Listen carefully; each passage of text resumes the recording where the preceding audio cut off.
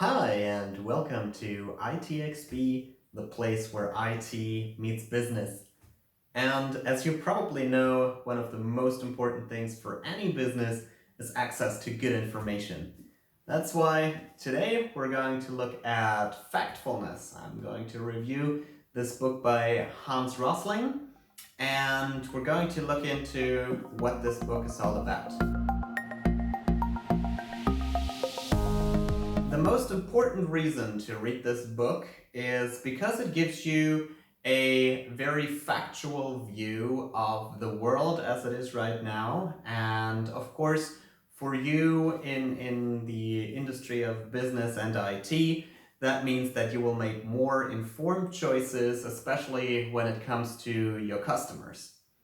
So this book was written by Hans Rosling, and he is a co-founder of Doctors Without Borders, and he's a professor. He knows a lot about statistics, and he's sharing basically his life's work in this book. And this book is really refreshing because it gives you a reality check, but not in the way that you might think. Because hearing reality check always kind of seems like that, dreams and illusions are being shattered and a bucket of ice cold water is thrown at you and you're being sat down and told that everything is a lot worse than you thought. This book actually does the exact opposite. It tells you that most things are a lot better than you've probably thought. And it does so in a very playful manner. I really like the way it was written. And the premise of this book actually is that when we look at the world from a purely statistical point of view, that the world is improving a lot, even though we, especially us in the Western countries, have this impression that, the world is deteriorating, everything's getting worse, and problems are kind of spiraling out of control. And Hans found this out in a way of asking politicians and influential people from the economy as a whole. And he asked them a set of questions, like, where do you think problems like overpopulation is going? What do you think is the proportion of people who live below an income that they can sustain themselves, so in like absolute poverty? And they were multiple choice questions, and they were asked, for example, in Davos, but they were also asked to politicians. And people have answered these questions, and they're usually very, very wrong. And they're wrong in a way that they're overestimating how bad things get, right? So, for example, the amount of people living in extreme poverty is about 4% right now. Most people would answer that it's at least half of the people of the world out there. And being so systematically wrong, in terms of statistics, this means that it's actually a significant result and that people are being wrong, let's say, on purpose, right? So their worldview actually reflects this idea that it's still a very bad world out there and that something needs to be done about that. And in this book, Hans Rosling is exploring why we still think that. And he basically comes to two different kind of conclusions. That we have a gap instinct, which basically means that we're looking at two extremes, which is, very rich and very poor, and there isn't really anything in the middle, which of course is not true. And then the second instinct for us as, basically every human being is this disaster instinct, right? So we tend to see situations and we tend to look at them as very significant and very meaningful, which evolutionarily speaking, of course, has given us an edge, right? Because if you look at a tiger and you go like, oh, well, this tiger is probably gonna eat me, and you run away, then you're safe, whether that tiger was going to eat you or not, right? And of course, this extends a little bit into our modern way of thinking by over-dramatizing a lot of things that happen in our lives. Let's look at the first point that we were talking about, which is this gap instinct, right? Actually, there's a nice illustration in this book here that shows us what this gap looks like in actuality versus what most people think. And you can see he proposes basically looking at 4 different levels of income in the world. Level 1 would be the poorest level of income, which is about $1 a day. And level 4 is the richest level of income, which is $64 a day or more, which probably you and I are living in. And the point is that most people think that we're either on level 1 or on level 4, and there's very little in the middle. So looking at these statistics here, you can see that right now, or rather at the time of writing of this book, which was in 2017, actually most people were on level 2 or 3. And you can see that the distribution of people is mostly in Asia, right? And you can see that in 2040, it's forecast that it will shift even more towards level 4, with having a lot more people on level 3 and almost no one on level 1 anymore. So this kind of gap instinct shows us that there's a lot more capital and a lot more wealth in the world also to think about. And it shows you when you're looking for new markets that you shouldn't neglect markets in, for example, Africa or Asia or Latin America, just because you think that for some reason the income there is a lot less than ours. The fact is most people there are living on level 2 or 3, and on level 3 they can actually afford a lot of things that we have afforded in the past century. A lot of people are looking with kind of a retro eye at America in the 50s and 60s. That's what we would today consider level 3, right?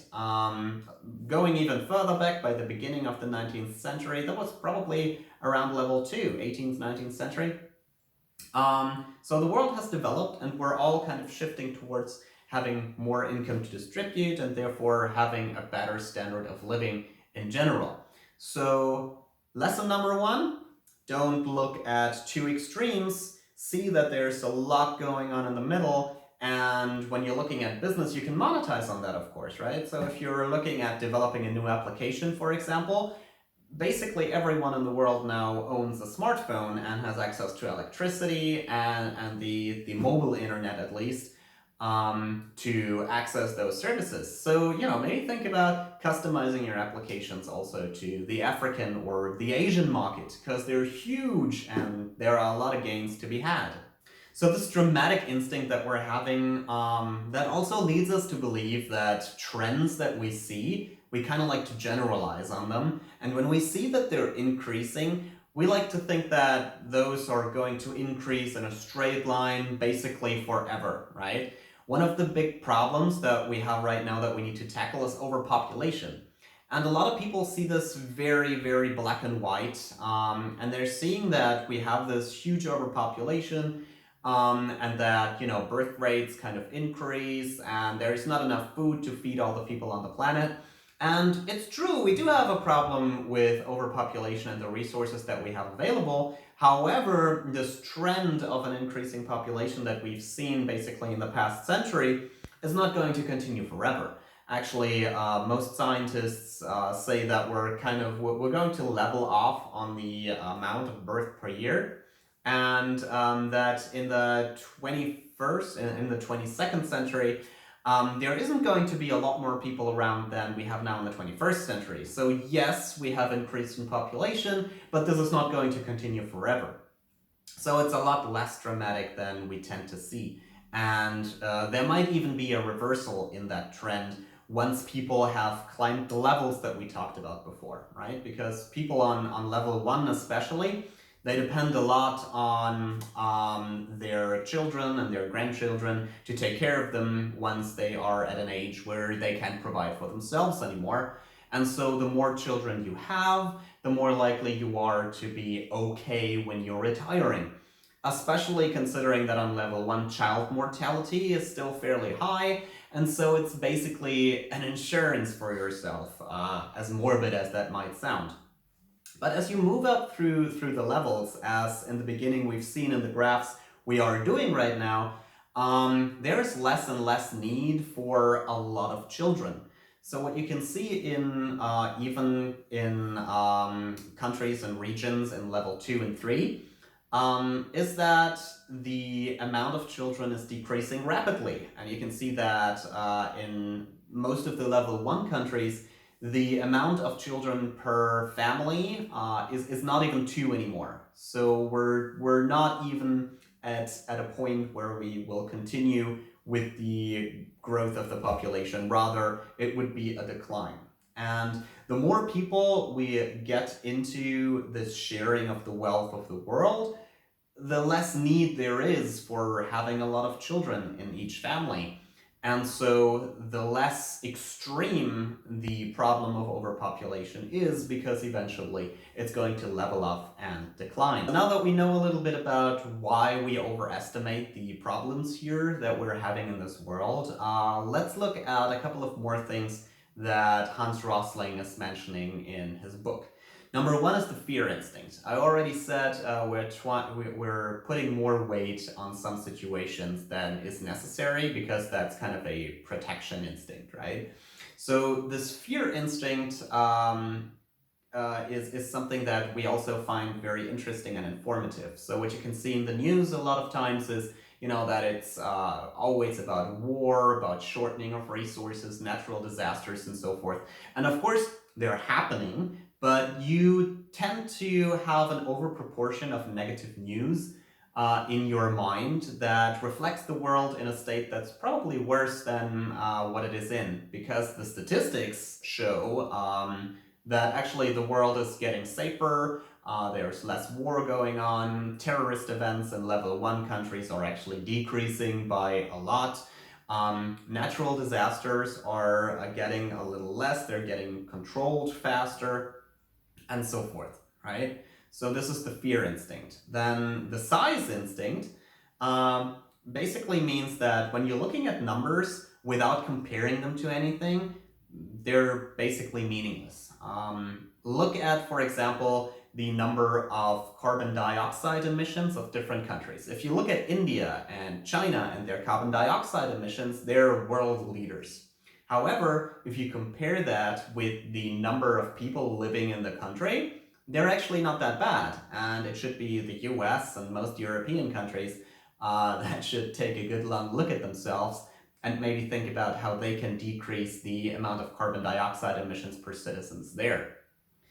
Another one is the generalization instinct. So we're basically looking at a country and we're seeing that, one country in Africa is very poor, and we're seeing a couple of commercials of how you should make donations in order for people and children to be able to go to school. And then you think, well, that's probably what this entire continent is like. And of course, nothing could be further from the truth. And having said that, of course, there are those children that do not have access to education, and there's still a little bit of a discrepancy between boys and girls when it comes to going to school. However, this is decreasing at an extremely rapid pace.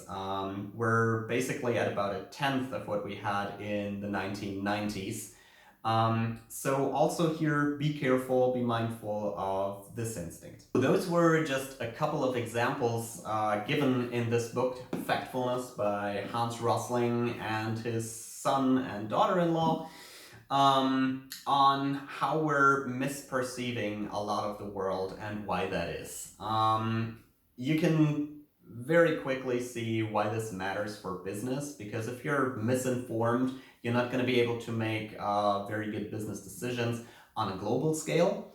And also, I think it's a good thing every now and then to read something positive about the world, because, usually, as I mentioned in the beginning, fact-checking, reality check, it's usually something where people tell you, everything is a lot worse than you thought and everything's going to pieces.